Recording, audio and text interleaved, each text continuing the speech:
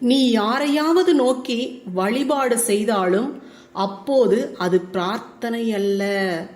பிரார்த்தனை என்பது தனிப்பட்ட ஒருவனுக்கும் முழுமைக்கும் இடையே ஆனது. தன்னை சுற்றியுள்ள மரங்கள், செடி, கொடி, பறவைகள், மிருகங்கள் என அனைத்தையும் நேசிப்பவர்கள் யாரோ அவர்கள் பிரார்த்தனையில் இருக்கிறார்கள். இது புரிந்து கொள்ளப்பட வேண்டிய ஒன்று. உன்னுடைய ஆசைகள் நிறைவேறவில்லை எனில் மனமுடைந்து போகிறாய். அது நிறைவேறியிருந்தாலும் விரக்தி அடைகிறாய். இதுதான் ஆசையின் துன்பம். அது நிறைவேறினாலும் நீ நிறைவேறவில்லை.